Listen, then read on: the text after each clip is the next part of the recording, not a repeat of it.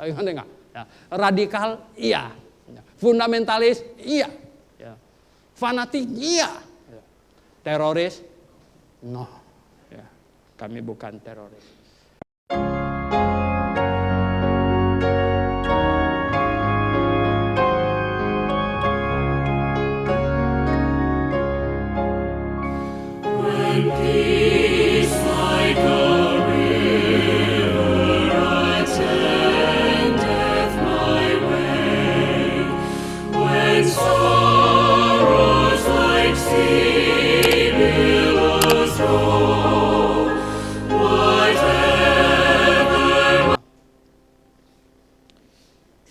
Tuhan, kami hari ini kumpul berjemaat. Kami sangat senang dan bersyukur karena kami masih bisa punya kesempatan seperti ini, Tuhan. Sebelum kami dijemput oleh Engkau atau kami berangkat sendiri kepadamu, kami punya kesempatan seperti ini. Tuhan, kami ingin menyanyikan lagu-lagu dari hati kami. Kami ingin mempelajari firman-Mu di dalam acara kami berjemaat ini. Kami ingin saling menguatkan satu dengan yang lain. Dan kami, sebagaimana ketetapan setiap 2 bulan sekali, kami mau memperingati tubuh-Mu dan darah-Mu yang dikorbankan untuk kami. Tuhan, kiranya pimpin kami semuanya. Dan sekarang ini adalah saatnya kami mau mempelajari firman-Mu. Mohon berkat-Mu agar akal budi kami, Tuhan, yang Kau berikan kepada kami sungguh dipakai maksimal. Melalui berkat-Mu lagi, Tuhan, kami akan memahami kebenaran-Mu semakin dalam dan semakin dalam lagi. Puji hormat Bapa, sekali lagi kami naikkan padamu. Pimpinlah hati dan pikiran kami. Kami berdoa dalam nama Tuhan Yesus Kristus. Amin. Silakan duduk jemaat sekalian. Mari kita buka Alkitab kita di Roma pasal 5. Saya ingin mengajak jemaat membaca Roma pasal yang ke-5. Roma pasal yang ke-5. Dari ayat 12 sampai ayat 19. Karena panjang, jadi saya baca sendiri dan biarlah jemaat sekalian memperhatikannya di Alkitab masing-masing. Dan habis baca, jangan lihat handphone lagi. Ya. Rabu malam saya tegur satu mahasiswa. Saya lihat dari start khotbah dia lihat handphonenya terus, main terus begitu ya. Ini kadang-kadang handphone ini ya, banyak positifnya sih, ya, tapi juga bisa negatif sekali gitu ya. Oke, perhatikan saya membacanya. Adam dan Kristus, ayat 12. Sebab itu sama seperti dosa telah masuk ke dalam dunia oleh satu orang, dan oleh dosa itu juga maut. Demikianlah maut itu telah menjalar kepada semua orang, karena semua orang telah berbuat dosa. Sebab sebelum hukum Taurat ada, telah ada dosa di dunia. Tapi dosa itu tidak diperhitungkan kalau tidak ada hukum Taurat. Sungguh pun demikian, maut telah berkuasa dari zaman Adam sampai kepada zaman Musa juga atas mereka yang tidak berbuat dosa dengan cara yang sama seperti yang telah dibuat oleh Adam, yang adalah gambaran Dia yang akan datang. Tetapi karunia Allah tidaklah sama dengan pelanggaran Adam. Sebab jika karena pelanggaran satu orang semua orang telah jatuh ke dalam kuasa maut, jauh lebih besar lagi kasih karunia Allah dan karunia-Nya yang dilimpahkannya atas semua orang karena satu orang, yaitu Yesus Kristus. Dan kasih karunia tidak berimbangan dengan dosa satu orang, sebab penghakiman atas satu pelanggaran itu telah mengakibatkan penghukuman, tetapi penganugerahan karunia atas banyak pelanggaran itu mengakibatkan pembenaran. Sebab jika oleh dosa satu orang maut telah berkuasa oleh satu orang itu, maka lebih benar lagi mereka yang telah menerima kelimpahan kasih karunia dan anugerah kebenaran akan hidup dan berkuasa oleh karena satu orang itu, yaitu Yesus Kristus. Sebab itu sama seperti oleh satu pelanggaran semua orang beroleh penghukuman, demikian pula oleh satu perbuatan kebenaran semua orang beroleh pembenaran untuk hidup. Jadi sama seperti oleh ketidaktaatan satu orang semua orang telah menjadi orang berdosa, demikian pula oleh ketaatan satu orang semua orang menjadi orang benar. Pagi ini saya kasih judul khotbah saya adalah virus corona rohani. Saudara yang saya kasih dalam Tuhan. Ya. Banyak orang tanya kepada saya hampir di setiap seminar. Mereka bilang, Pak, bagaimana dengan mereka yang di dalam hutan yang tidak mendengar Injil? Apakah mereka beroleh pemaafan sehingga tidak perlu masuk neraka? Ya, karena yang nggak dengar Injil kok dia di hutan katanya, dan macam-macam alasannya. Sebenarnya banyak orang tidak dengar Injil, di kota juga banyak tidak dengar Injil. Nah, bagaimana kalau tidak dengar Injil terus dapat pemaafan? Kalau tidak dengar Injil dapat pemaafan, berarti perintahnya jangan pergilah beritakan Injil. Jangan pergi berita Injil supaya semuanya dapat apa? Pemaafan, ya enggak? Nah, kita santai aja. Kenapa kita keluar tenaga, usaha sampai begitu susahnya? Anda belum baca riwayat hidup banyak misioneri yang hancur lebur, ya toh, sampai anak meninggal, istri meninggal, dia pun ya toh mau mati nggak mati begitu, gara-gara mau pergi beritakan Injil kepada bahkan suku-suku yang sangat terpencil. Oh, saudara yang saya kasih dalam Tuhan, jemaat perlu tahu. Kita sedang bangun museum kecil di Tarutung di sana. Ya. Museum kecil untuk mengenang Munson dan Liman. Ya. Nah, saudara yang saya kasih dalam Tuhan. Untuk memahami bahwa mereka sekalipun tidak dengar Injil ada di hutan di sana, tetap ya, tidak mungkin bisa selamat.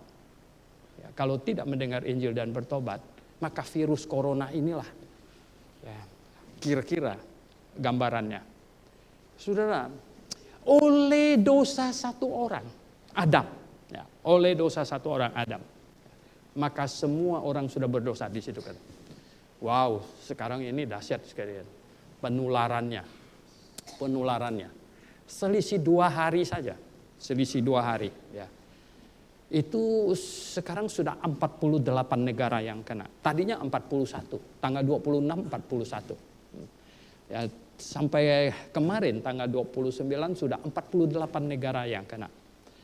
Dan makin hebat. Yang di Cina sudah menurun katanya. Yang di Cina sudah menurun karena ini Cina rada keras gitu ya. Ya, sampai di pasar-pasar nggak pakai masker ditangkapin gitu ya. Sampai ibu-ibu jungkil balik ditangkapin semuanya itu. Yang sekarang merebak agak tak terkendali katanya adalah apa? Korea Selatan. Nah, Korea Selatan ini merebaknya itu adalah karena seorang ibu. Ini nggak tahu yang nulis benar nggak, di bawahnya ada tulis Dahlan Iskan gitu, yang nggak tahu saya. Kadang-kadang susah diidentifikasi. Nah, seorang ibu-ibu yang ya pelayanan rohani ini buka gereja di Wuhan. Gitu, ya. Dia ibu ini udah kena, dia pulang ke Korea di sana, ya udah seluruh jemaat di sana semua ya. Kena tular gitu ya. Waduh, sampai sekarang itu yang repotnya lagi apa tau nggak? Pemerintah minta nama-nama anggota jemaatnya, gemalanya tak mau kasih. Gitu. Waduh, karena dipikir ini mau dilarang kah, mau diapa kah, mau di ini. Jadi mereka nggak mau kasih. Ya ibaratnya diminta anggota jemaat Grafe nggak dikasih gitu. Gitu. Mungkin juga nggak tahu dia, ya nggak ada yang jemaat, ada tidak jemaat dan lain sebagainya. Sehingga jadi susah ya. Jadi mereka sudah terdeteksi terinfeksi dan menyebar kemana-mana sekarang ini, ke keluarganya dan lain sebagainya. Sampai-sampai di Korea Selatan semua jemaat di sana banyak gereja dikatakan nggak boleh salaman lagi gitu ya. Nah, untung kita sudah ada salam yang baru, tahu nggak apa? Cuman ini belum populer, nggak apa? Maranatha. Gitu. Ini salam GBI, ini mesti di ngerti ini. Jadi, nah saudara yang saya kasih dalam Tuhan Yesus, wow ya, Sekarang virus itu merebak. Kalau di dalam sejarah itu ada banyak kali dunia ini menghadapi musibah-musibah seperti ini. Ya. Kalau zaman dulu tidak ada obatnya, ya sampai dia berhenti sendiri gitu. Ya, udah mati cukup banyak ya, berapa puluh juta berhenti sendiri sudah gitu. Ya, yang paling kuat itulah yang bertahan gitu. Nah, tetapi sekarang ini pemerintah pakai cegah. Nah, saudara yang saya kasih dalam Tuhan Yesus. Jadi begini. Oleh Adam, semua orang keturunan Adam ini sudah terjangkit virus corona rohani. Yang namanya apa? Dosa. Ya, sudah ini. Dan gara-gara virus dosa inilah, maka manusia tidak bisa masuk surga. Enggak bisa masuk surga. Loh, kenapa? Lah, surga tempat steril, ya loh. Sekarang aja, ya enggak. Semua penerbangan dari Cina ditutup, tak boleh masuk sekarang ini. Ya, nggak bisa. Waduh, saya baru ngobrol dengan Diaken Jaya sama Garuda bagaimana tadi? Nah, untung Garuda penerbangan domestik. Wah, kalau yang penerbangan internasional, yang arah Cina dan lain sebagainya, udah tutup gitu ya loh. Ini kelihatannya ke depan kita dengar aja ya airline yang nggak kuat itu pada bangkrut ini gitu. Ya bagaimana ini sekarang tiba-tiba dia di stop nggak bisa terbang dan lain sebagainya. Lah ada karyawannya emangnya bisa libur nggak usah gajian kan nggak mungkin gitu dong. Nah, ini kan akan efeknya itu luar biasa saudara sekalian. Nah efek virus sekecil itu aja luar biasa apalagi efek dosa betul nggak? Wah efek dosa luar biasa saudara ya. Dari Adam sebenarnya itu menjalar ke semua orang, semua keturunan Adam. Nggak ada yang bukan keturunan Adam di sini, betul nggak? Kecuali monyet yang di kebun binatang itu bukan keturunan Adam. Ya, dan kita juga bukan keturunan monyet gitu, keturunan Adam kita semuanya. Jadi saudara yang saya kasih dalam Tuhan Yesus, semua keturunan Adam terjangkit virus dosa. Tak bisa ke surga, tidak bisa. Surga shutdown, karena apa? Tempat yang steril, ya, maha suci, maha kudus, tidak bisa dimasuki oleh manusia berdosa. Bukan karena Allah jahat, bukan. Ya. Karena Allah sifatnya yang maha kudus, tidak memungkinkan ya, dosa sekecil apapun menghampirinya. Ini harus difahami dulu. Jadi terjangkitnya virus dosa ini menyebar merata ke seluruh muka bumi ini, ke seluruh manusia. Sudah kena. Nah, apakah Allah membiarkan itu terjadi terus tidak ada pertolongan? Oh no, ada. Ada pertolongan. Segera diciptakan. Ya, penangkal virusnya segera diciptakan. Agak seret nih kena virus enggak? Nah, ya ini kena ternyata ya, itu semuanya nggak bisa, ya, nggak bisa lagi masuk ke surga, nggak bisa. Bukan karena Allah jahat, tetapi karena Allah Maha Kudus, tidak terhampiri. Nah, berarti dia punya penangkalnya ini harus segera. Sebenarnya Tuhan segera membuat penangkalnya, segera. Ya. Orangnya belum banyak waktu itu. Tuhan sudah segera janji mau kirim apa? Juru selamat. Tuhan janji kirim juru selamat. Mereka sembuh. Mereka oke. Ya. Mereka tidak akan turun ke neraka. Dan hanya akan mati secara apa? Jasmani. Ya. Hanya akan mati secara jasmani. Tapi tidak akan turun ke neraka. Kenapa? Mati jasmani ini kalau kita baca Alkitab. Ini karena tidak berhasil makan buah pohon kehidupan. Tidak berhasil. Dan Tuhan tidak mau manusia yang sudah ya tahu yang baik dan yang jahat itu ya lalu memakan buah pohon kehidupan dan tidak mati katanya. Walah sudah jahat nggak mati-mati lagi kan repot betul nggak? Ya. Kita aja seringkali harapin penjahat cepat mati betul nggak? Ya. Tapi herannya dia nggak mati-mati gitu. Wah kita kesel sekali. Kok yang baik-baik main badminton mati gitu. Iya kan? Ya. Yang jahat kok nggak mati-mati nih, kenapa? Ini. Ya loh. Tuhan tidak mau. Maka itu ya. Tuhan mau supaya ya manusia yang sudah terkontaminasi dosa. Ya, terkontaminasi dosa. Oke? Ya, tubuhnya akan mati. Nggak apa-apa, tubuhnya mati. Tetapi ya jiwanya tertolong. Ya, roh dan jiwanya tertolong. Sebenarnya itu. Nah, maka itulah Tuhan berikan penangkalnya. Tuhan janji juru selamat akan datang. Juru selamat datang dan juru selamat itulah yang akan memikul tanggung jawab. Dialah yang akan menanggung dosa manusia. Karena apa? Dosa harus diselesaikan. Dan penyelesaian dosanya ternyata dosa itu harus dihukumkan baru selesai. Kalau dosa tidak dihukumkan, tidak selesai. Ya. Semua pemerintah di muka bumi ini memakai sistem ini. Tidak ada satu pemerintahan pun yang dimana orang sudah berbuat salah, suruh dia berbuat amal, selesai, tidak ada. Semua dosa harus diselesaikan dengan penghukuman. Ini intinya. Nah, oleh sebab itulah saudara yang saya kasih dalam Tuhan, Allah janji kirim juru selamat. Dan bagaimana cara juru selamat ini menyelesaikan dosa manusia? Dia menyerahkan diri untuk dihukum. Dia menyerahkan diri untuk dihukum. Dia bukan tertangkap karena tidak berhasil melarikan diri. Dia bukan disalibkan karena dia gagal memberontak. Tapi dia menyerahkan dirinya untuk dihukumkan. Dan sebelum putus napasnya dia berseru, sudah selesai. Sudah selesai. Nah, jalan keselamatan selesai. Jadi Adam dan Hawa harus mengajar kepada anak-anaknya. Semuanya yang sudah terkontaminasi dosa, bahwa dosa mereka bisa diselesaikan. Diselesaikan dengan cara apa? Diselesaikan dengan cara dihukum. Nah, hukumannya gimana? Hukumannya ditanggung oleh juru selamat yang dijanjikan. Akan datang dia. Sebelum datang bagaimana? Sebelum datang, ya, mengaku salah, beriman kepada dia yang akan datang. Yang akan datang. Saudara yang saya kasih dalam Tuhan Yesus. Sebenarnya ini kebenaran ini. Bahwa ada juru selamat yang akan datang. Akan dihukumkan menggantikan manusia. Ternyata sebenarnya kebenaran ini juga merebak kemana-mana. Ya. Ini juga kemana-mana. Nah, belakangan ini ada banyak. Kita nggak tahu seberapa benarnya.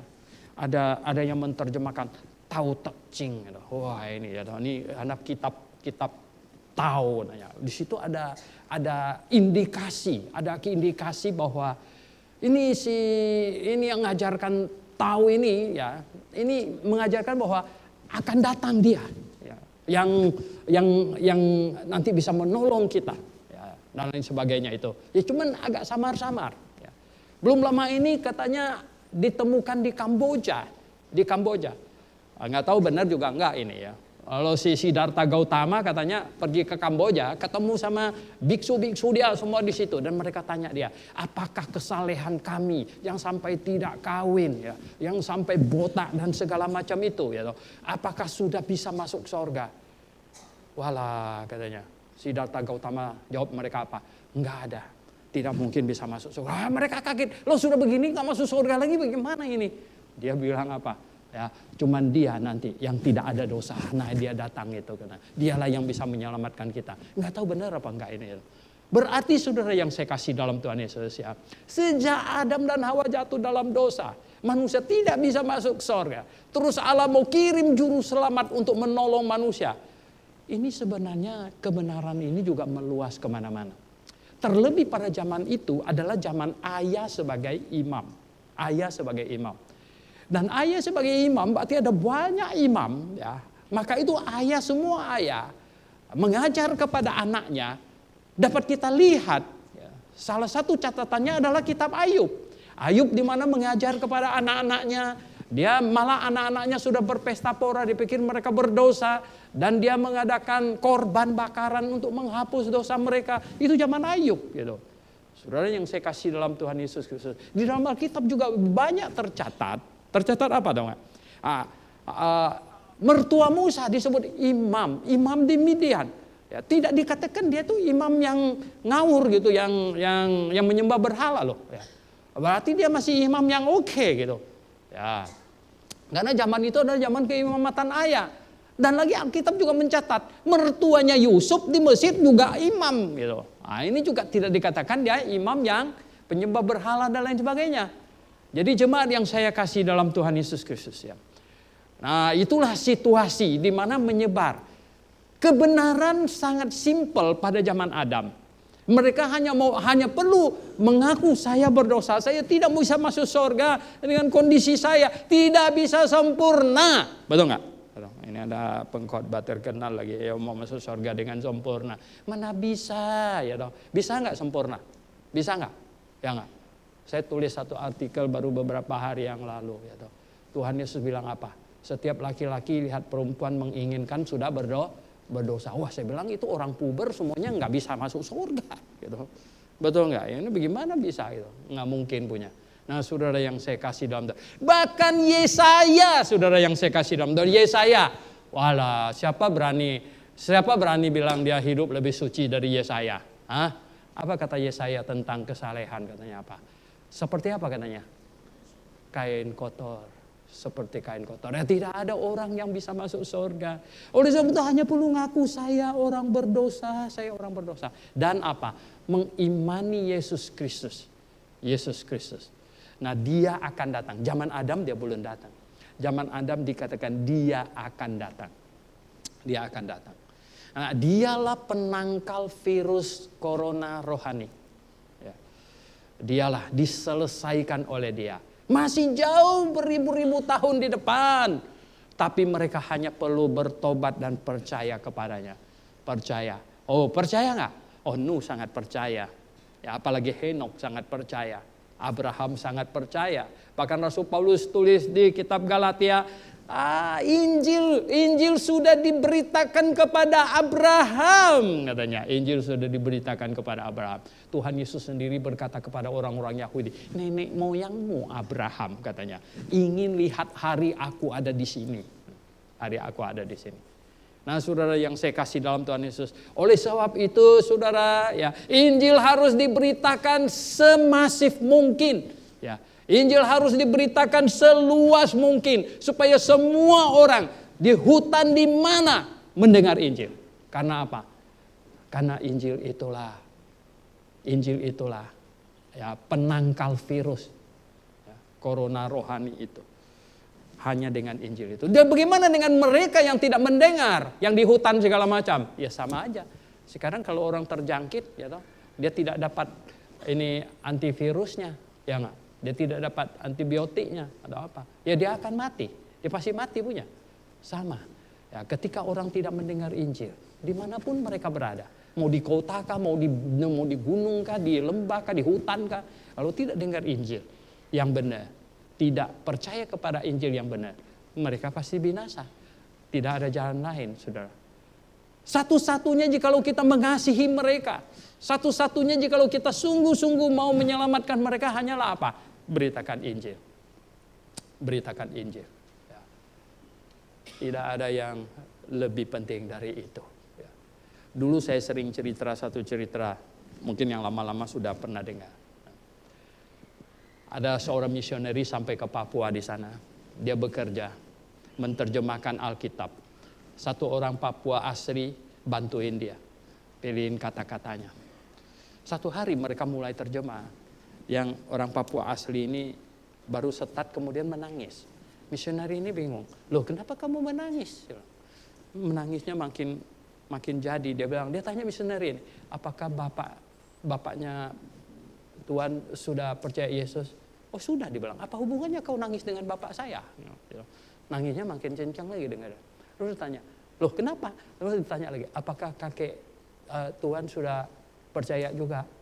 Sudah, ya kakek saya, semuanya kami orang Kristen. Udah lama. Gitu. Ya, nangisnya makin kencang. Jadi misalnya, loh kamu kenapa? Ya, apa hubungannya dengan bapak saya, kakek saya kok kamu nangis? Kemudian tahu nggak? Orang Papua yang pribumi itu, dari jendela dia tunjuk ke bawah bukit itu. Dia bilang, Tuhan lihat itu. Dia bilang, Nah, yang lebih tinggi sedikit itu kubur bapak saya. Yang sebelah kiri sana sedikit itu adalah kubur kakek saya. Dia bilang, kenapa bapaknya Tuhan tidak datang dulu? Kenapa kakeknya Tuhan tidak datang dulu? Misioneri itu bilang, dia cerita. Akhirnya kami berdua menangis sama-sama. Ya, kami berdua menangis sama-sama. Ya. Menangisi apa? Menangisi banyak orang Kristen. Ya, yang tidak ada pikiran untuk pergi menyelamatkan orang yang belum dengar akan Injil. Saudara, orang-orang yang di hutan segala macam, mereka perlu dengar Injil baru bisa diselamatkan. Tidak ada bisa, karena tidak dengar Injil lalu tidak ada pemaafan. Dan lebih lagi, kalau Anda duduk di sini dan tidak bertobat dan percaya kepada Tuhan Yesus, betul nggak? Oh, saya kasih tahu. Itu sangat parah. Sangat parah sekali.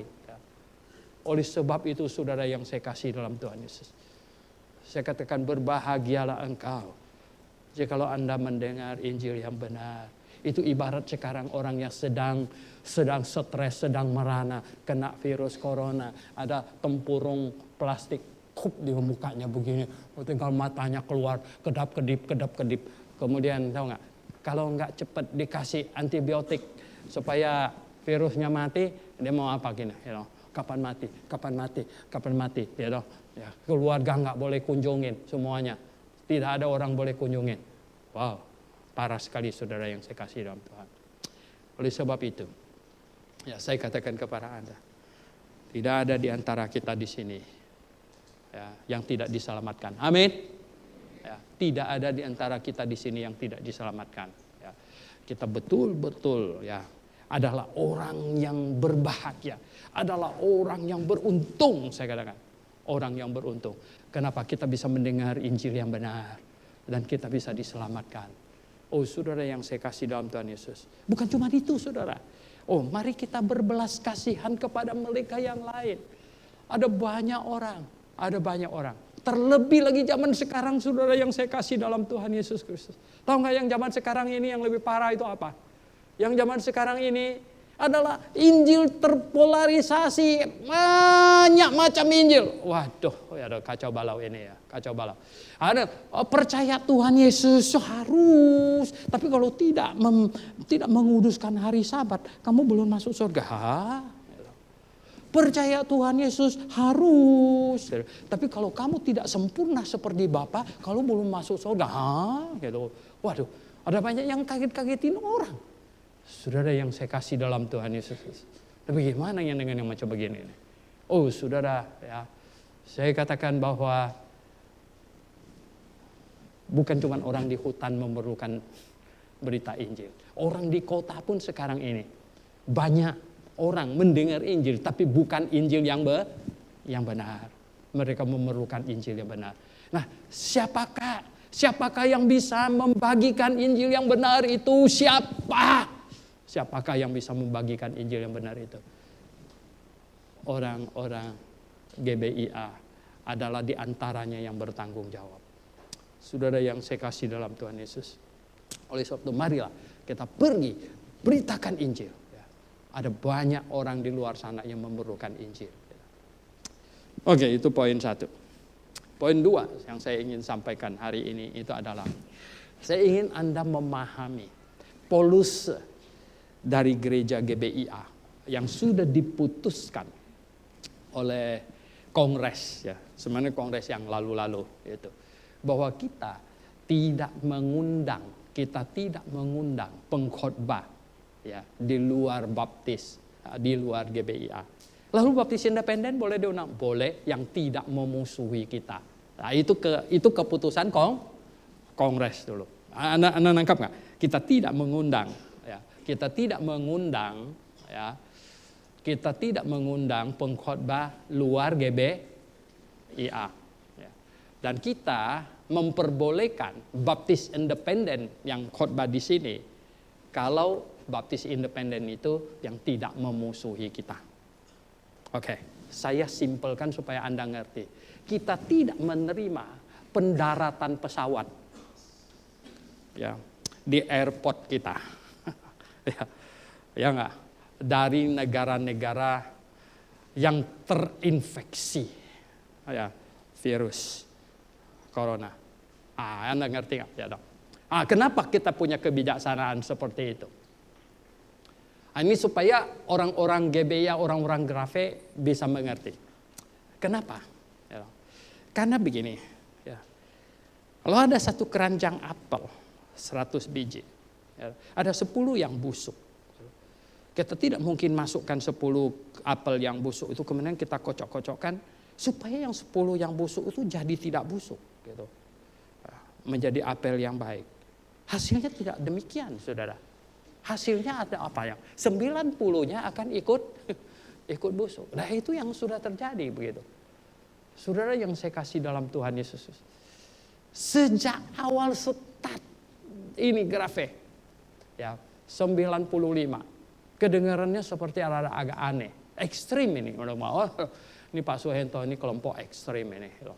Ekstrim, radikal, fanatik. Untung waktu Firman perbaiki komputer, ada polisi di Lampung kan, Firman kan perbaiki komputer. Polisinya bilang, wah kalian ini fanatik, radikal ya, teroris ya. Firman bilang, no, ya, radikal bener, fanatik bener, ya. Fundamentalis bener, teroris no. Oke, jelas gitu. Ya. Radikal iya, fundamentalis iya. Fanatik iya, teroris no, ya, kami bukan teroris. Nah saudara yang saya kasih dalam Tuhan Yesus Kristus, kalau kita baca di Alkitab kita, Roma pasal 12 ayat 2 jelas sekali bahwa janganlah kamu seperti dunia ini. Ya. Dan di 1 Korintus pasal 5 ayat 7-8 di sini, Paulus bilang apa? Kamu ini adonan yang tanpa ragi. Ya, ini jemaat ini adonan yang tanpa apa? Tanpa ragi. Adonan yang tanpa ragi. Nah itulah sebabnya kita ambil kebijaksanaan bahwa kita tidak mungkin mencampur-campurkan. Wah, ini aturan kita yang lumayan keras. Ya. Ini belum lama ini ya. 1 minggu lalu ya, saya ketemu mantan rektor saya, ngobrol-ngobrol. Ya. Saya minta maaf sama dia. Karena sejak Grafe berdiri tidak pernah undang dia khotbah. Dia lihat saya lama gitu, benar gitu. Saya bilang bukan karena khotbahnya tidak bagus. Dan bukan karena saya tidak senang. Karena kami punya aturan. Oh ya, kalau saya undang Bapak khotbah, saya bilang, nanti orang saya yang di Medan juga undang omnya, gitu. Yang di Bali undang dia punya siapa, gitu. Ini kami kacau kembali, betul nggak? Kita kembali seperti kartu yang dikocok-kocok lagi. Terhadap satu hal ini apa yang terjadi tahu nggak? Kurnia bikin jemaat di Bekasi Timur. Bapaknya juga pendeta, bapaknya. Ya. Anak masa enggak undang bapak khotbah? Enggak. Ya, sampai bapaknya sudah meninggal belum pernah diundang khotbah satu kali pun. Wah, kejam banget nih. Tapi saudara yang saya kasih dalam, itulah kebijaksanaan kita. Itulah yang diambil oleh pemerintah sekarang ini untuk menangkal apa? Virus corona. Itulah yang diambil. No. Kasihan sekali sejumlah orang, cukup banyak itu. Mau ke umroh. Ya enggak? Belum sampai, baru di tempat transit. Katanya Arab Saudi sudah apa? Tutup. Nah loh, sekarang ini bagaimana? Ya toh? Saya melihat di televisi pejabat kita satu demi satu, ya enggak? Bagaimana ya toh, melobi, tetapi hak prerogatif ada di mana katanya? Pihak Saudi. Nah, dia tutup pintunya. Nah, saudara yang saya kasih dalam Tuhan Yesus Kristus. Nah, itulah saudara yang kita ambil. Jadi begini, jemaat yang saya kasih dalam Tuhan Yesus. Tuhan mau kita hadir di dunia ini Tuhan mau kita menginjili dunia ini. Tuhan mau kita mempengaruhi dunia ini. Bukan kita dipengaruhi. Ya. Bukan kita diindoktrinasi, dicampurkan dengan penyembahan berhala. Nggak bisa. Ya. Sekarang banyak gereja kecampur-campur. Ini berhala. Waduh, saya masih muda juga, banyak bodohnya. Saya ingat, aduh Tuhan ampuni saya dulu muda sangat bodoh. Ya, kita pernah bikin acara lagi di gereja, ya mau menghendaki apa gitu ya. Coba kita tulis di kertas, ya kita muda-mudi, kita keliling-keliling api unggun, tulis mau apa, dibakar lagi itu kertas. Banyak macam-macam ya. Aneh-aneh kita bikin dulu. Waduh, sekarang untung makin pintar saudara yang saya kasih dalam Tuhan. Ya.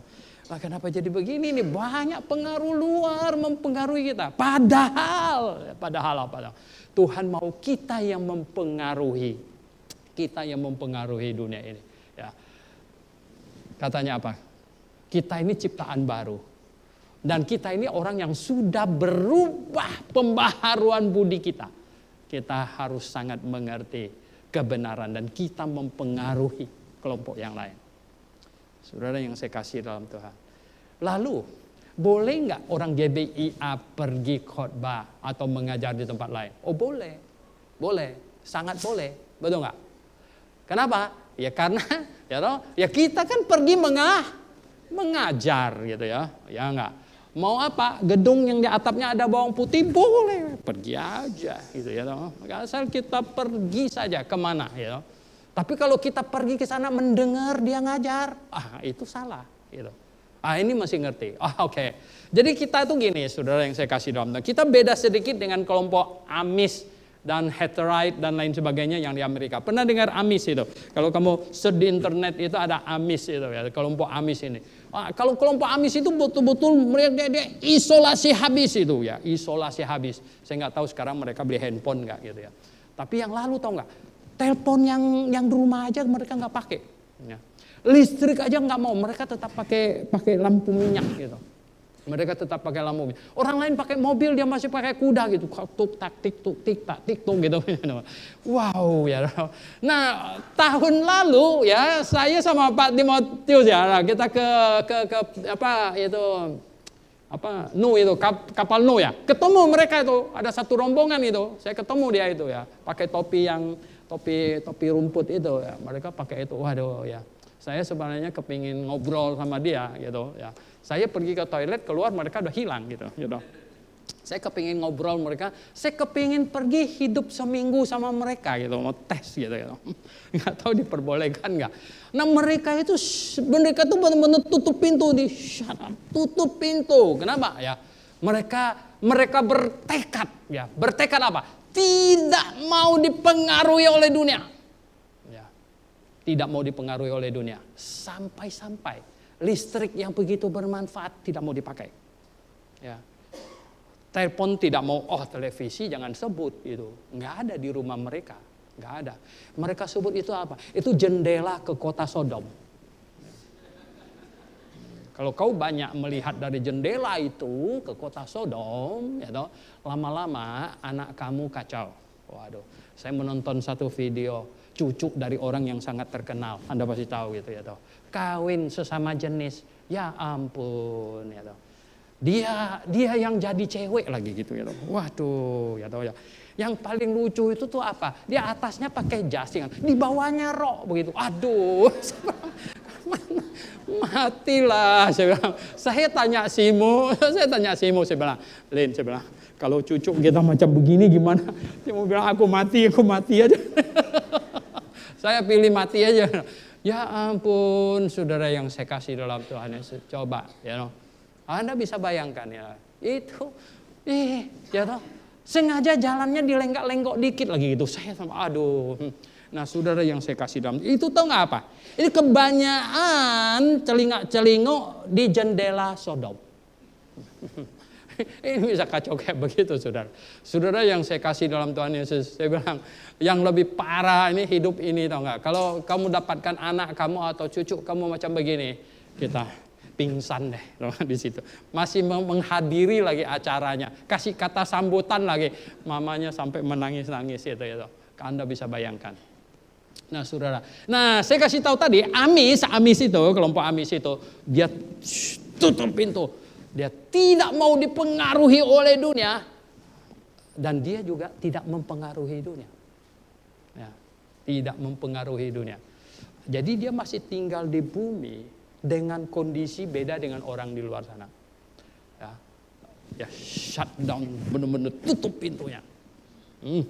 Udah, nggak mau pakai lagi. Nah, tidak ada orang pengaruhi mereka. Yang ada cuma orang yang curious, yang mau tahu aja pergi ke sana, lihat-lihat kampung mereka, foto-foto sana dan lain sebagainya. Nggak bisa pengaruhi mereka. Tapi mereka juga tidak bisa pengaruhi orang lain. Betul nggak? Mereka tidak pengaruhi orang lain. Kita ini pemberani. Kita ini pemberani. Kita ini bertekad mau mempengaruhi orang lain, tapi tidak mau dipengaruhi. Berani nggak?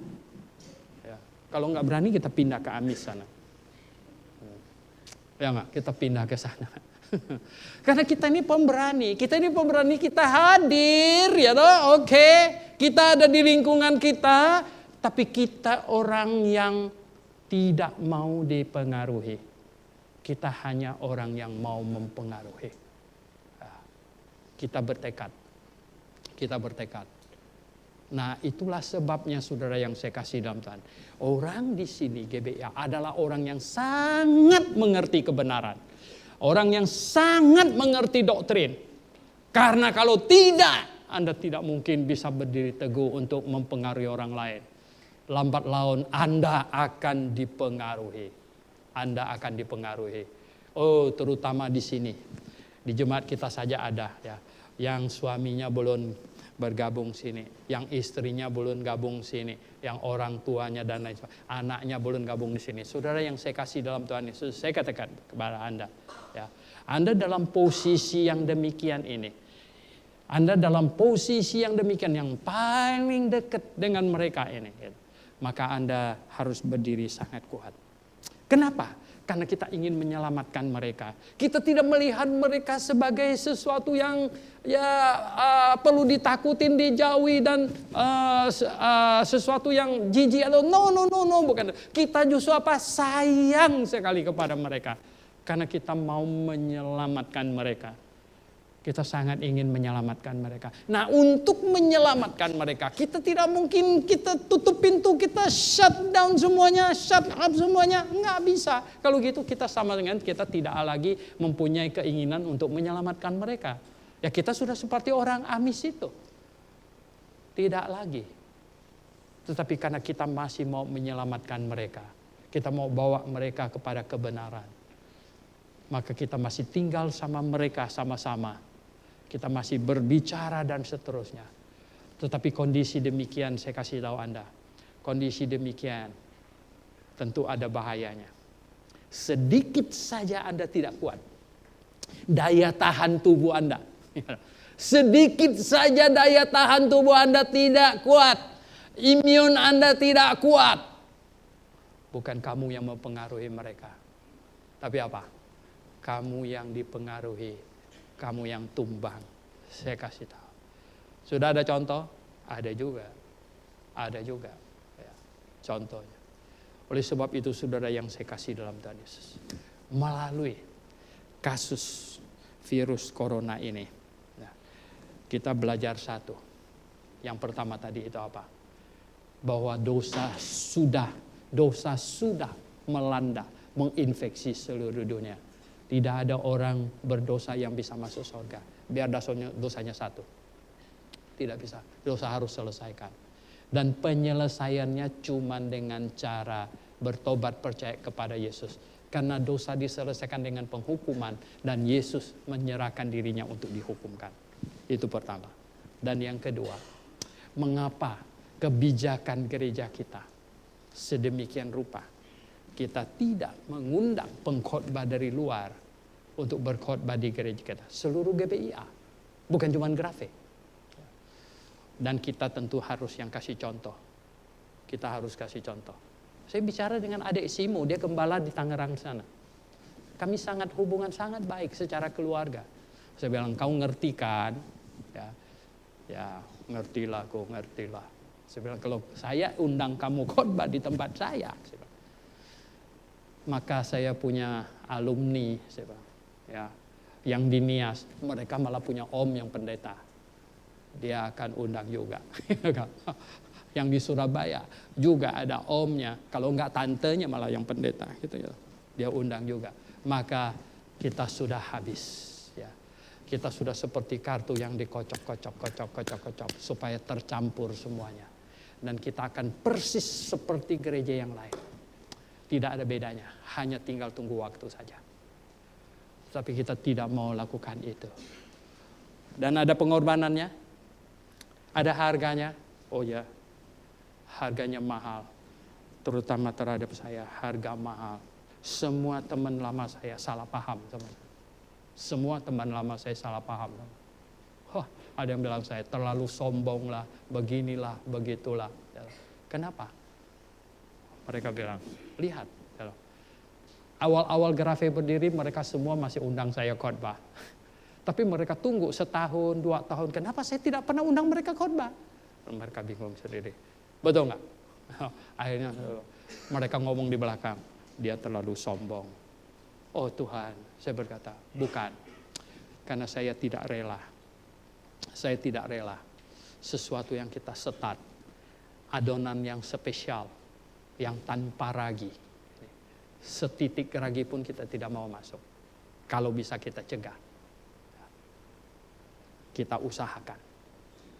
Dan jemaat Grafe harus ikut menjaga ini. Amin.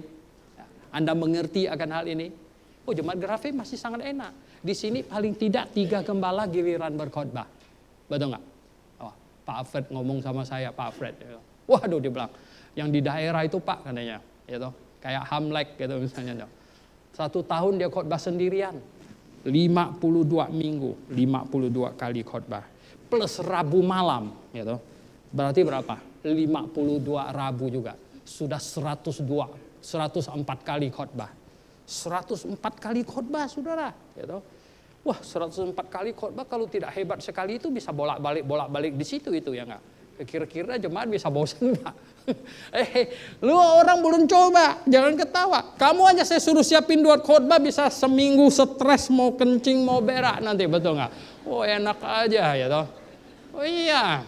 Halo, kalau bayangkan dia 1 minggu dia mesti siapkan 2. Aduh, ada yang banyak bilang sama saya, Pak bisa kirim yang lebih pintar enggak? Itu sudah yang paling pintar tempat kamu, saudara. Sudah yang paling pintar, saya bilang. Kamu ya persoalan kan cuma jadi bosan. Ya karena apa? Karena tidak pernah diganti-ganti yang lain gitu loh. Betul enggak? 1 tahun 104 kali dia khotbah, coba kamu bayangkan. Lihat mukanya aja, aduh itu lagi yang maju. Aduh, bagaimana? Tapi saya selalu kasih tahu kepada jemaat di mana-mana. Saya pergi, saya kasih tahu di mana apa. Kalian tahu yang benar kan? Kalian tahu yang benar. Ya, kalian harus bertahan. Ini untuk kebenaran. Kebenaran. Justru kalian inilah orang yang mengerti kebenaran. Orang yang sangat mengerti kebenaran. Kalian harus mendukungnya. Mendukungnya. Jangan tambahin dia stres. Kalau dia stres nggak bisa siapkan lagi khotbah. Akhirnya nasi goreng kemarin, gitu. Wah, pusing juga. Memang kan begitu, saudara. Saudara yang saya kasih dalam Tuhan Yesus. Kita hidup di zaman apa? Ya, kalau kita tidak mengambil kebijaksanaan yang tepat, ya, yang benar, kita habis punya. Kita pasti habis punya. Oleh sebab itu, saudara yang saya kasih dalam Tuhan, terutama jemaat Grafe. Ini jemaat teladan untuk seluruh GBIA. Anda harus berdiri sangat kuat, sangat kokoh. Amin jemaat sekalian. Amin. Mari kita berdoa.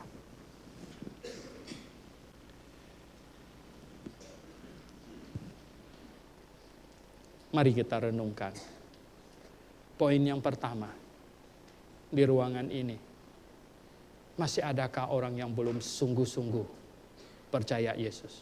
Berkata dalam hatinya, Tuhan, Yesus Kristus, saya orang berdosa dan saya percaya kepadamu. Engkau dihukumkan di atas kayu salib menggantikan saya. Cukup itu saja.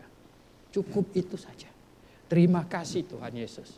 Engkau dihukumkan di atas kayu salib menggantikan saya. Cukup itu. Saya mengaminkan dengan hati saya. Katakanlah. Dan bagi yang sudah jemaat, poin nomor 2, saya mau Anda memahami. Ini poluse gereja kita. Tujuannya apa sudah jelas. Dan semuanya harus mendukung. Jikalau kita menghendaki di masa yang akan datang, di masa anak cucu kita, masih ada gereja yang benar, yang alkitabiah, yang tidak terkontaminasi, maka kita harus sangat mengerti kebenaran.